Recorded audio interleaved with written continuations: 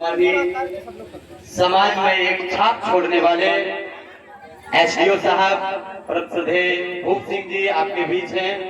हमारे इस पंडाल में आए, आपने इस पंडाल की शोभा बढ़ाई, इसके लिए मैं कोट कोट है साधुवाद कहता हूँ, मंगल कामना करता हूँ कि सर का जल्दी जल्दी प्रमोशन हो और उच्च पदों पर जाकर समाज का इसी तरीके से नेतृत्व करते रहे। मैं जय साहब को भी देखता हूँ, कभी फोन कर देता हूँ, ऐसा नहीं है कि समस्या का समाधान न होता हो।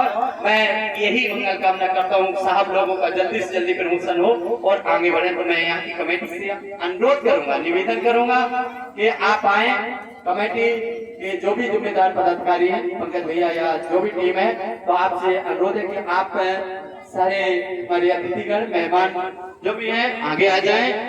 इनका यहाँ की कमेटी पंचशील का पटका डालकर बैच लगाकर सम्मानित करने जा रही है। एक बार जोरदार तालियां यहाँ जरूर बजाते रहे आप लोग, चूंकि बहुत बड़ी पोस्ट होती है।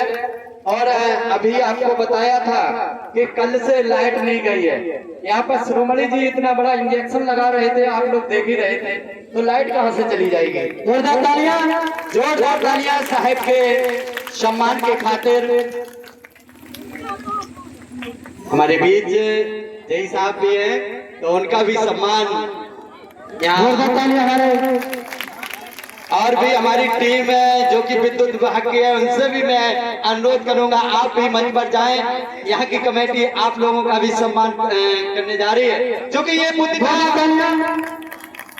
का मंच है, बुद्ध की विचारधारा पर चलने वाले हम लोग हैं। क्योंकि यहाँ कहीं किसी प्रकार का छोटा बड़ा नहीं है, यहाँ सारे लोग समान हैं। तो चाहे हमारा छोटा कर्मचारी हो, चाहे बड़ा अधिकारी हो, तो मैं चाहूंगा यहाँ जो हमारी टीम है, पूरी टीम एसडीओ साहब का सम्मान करना चाह रही है। जो साहब बिजली ना आ रही है, विभाग नहीं आए, वो बिजली तो नहीं आ रही, शिकायत ना करो भाई।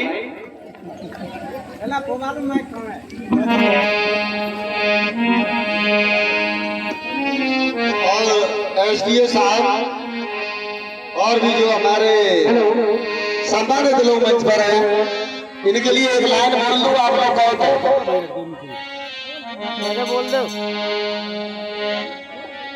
बोल लो। अरे जोगा जोगा जियो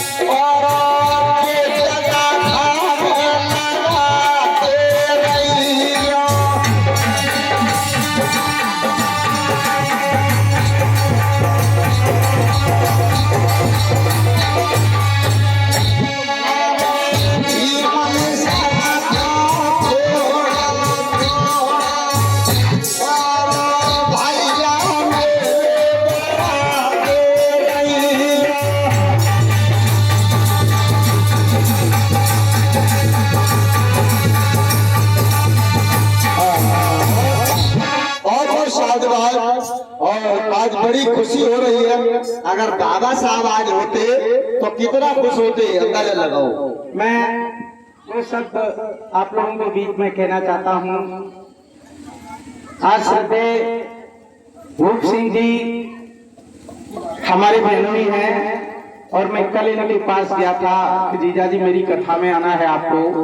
आपने कहा कि देखिए मेरा आना ठीक नहीं है, तो मैंने उनसे कहा जीजा जी धर्म के कार्य में किसी के लिए कोई रुकावट नहीं होती है।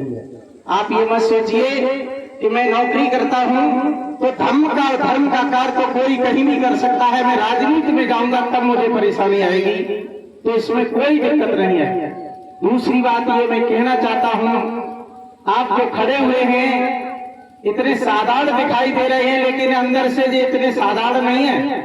इनका पूरे कानपुर मंडल में रिकॉर्ड है। वसूली करने में जिस गांव में घुस जाते हैं उसका या तो सुपड़ा साफ कर देते हैं और या तो फिर सबको ठीक कर देते हैं। इनका अलग तरीका है। और अगर कोई पास पहुंचता है तो क्षमा करने में भी देर नहीं करते हैं। चूंकि मैं बहुत दिनों से साथ हूं, मुझे हो गया पूरा जीवन निकल गया आपके साथ। आप जब तक वहाँ हमीरपुर में रहे और जब वहाँ से विदा लिया तो लोगों ने कोसों आंसू बहाए कि आप जैसा अधिकारी मुझे अब मिलने वाला दोबारा मिलने वाला नहीं है। और मैं आपको बकेवर में भी कहता हूँ कि जितना ही आप लोगों की हमदर्दी कर सकते हैं शायद कोई दूसरा अधिकारी नहीं कर सकता है। अगर इस इटावा की बात करोगे, जब आप आए थे तो मेरी एक दिन बात हुई, आपने बताया हम जब इस इटावा में आए तो सूत्रों में हमारा कोई भी लड़का एक भी बिजली घर पर नहीं था और आपने जाकर के जिले में लड़ाई लड़ी और आज पूरे आपके क्षेत्र में आप लोग देख सकते हैं कम से कम 50 लड़के आपको नौकरी कर रहे हैं। इनका नाम है श्री भूप सिंह जी और मेरे जैसे लोग भी सौभाग्यशाली हैं कि आप जैसे मुझे रिश्तेदार मिले। और मैं तो जैसा दीवाना हूँ बाबा साहब के लिए, वैसा मैं चाहता हूँ कि आप भी अगर थोड़े से दीवाने हो जाओ तो शायद इस धर्म का कार्य भी बहुत आगे बढ़ेगा। मैं बहुत कुछ नहीं कहता हुआ मैं सीधा माइक जीजा जी को पकड़ाना चाहूंगा।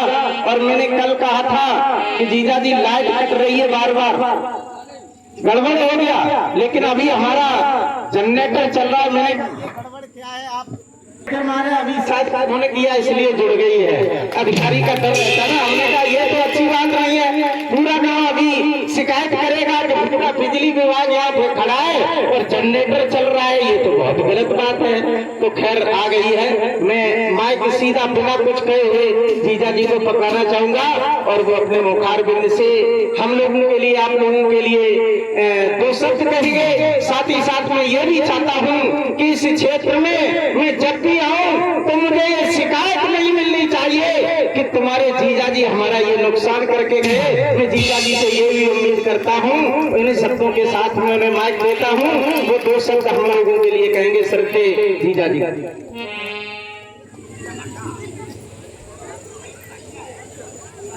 खूब जीजा सारे की जोड़ी चल रही है। हमारी नहीं देखा तो गर्मी के मारे मरे जाते रात में। अरे भाई भूल हो गई, सागर साहब को मैंने इशारा किया था कि माला तो वो भी डालेंगे आके, तो वो गाने में लग गए। मैं आपसे चाहता हूँ ब्रजवान सर और हमारे सागर साहब आप भी आ जाइए और जयपाल जी आप भी आ जाइए। अब चूंकि इतना घर में अधिकारी लोग आ गए हैं तो यहाँ पर रिश्ता चूंकि एसडीओ साहब का नहीं है, यहाँ पर मेरा उनका पर्सनल रिश्ता है, तो हमारी टीम का बनता है कि हम लोग एक एक माला उनको पहना दें, हमारी पूरी टीम। आप लोग ताली तो एक बार बजाई दीजिए बहनों। बहुत अच्छा दिन है कि ऐसा मौका हम लोगों को मिला है, तो ताली जरूर बजा दीजिए। आज हमारी पूरी टीम देवेंद्र जी, ब्रजभान जी, जयपाल जी, अवनीश सागर जी, राम नरेश जी और ब्रजभान सर जी, आज सभी लोग देखिए माल्यार्पण करते हुए। और शायद इतनी गले में मालाएं हमको डरवाते हैं कि मुझे एक दिन याद आता है, मैं 90 में सनातन की कथा कहना शुरू किया और सबसे पहली कथा जीजा जी के गांव में हमने लगा दी जाकर के। मुझे इतना नोटों से इन्होंने उड़ाया, तो आज हम नोटों से तो नहीं इन्हें उड़ा सकते, तो मालाओं से तो उड़ा ही सकते हैं कम से कम, ठीक है ना श्रद्धेय जीजा जी।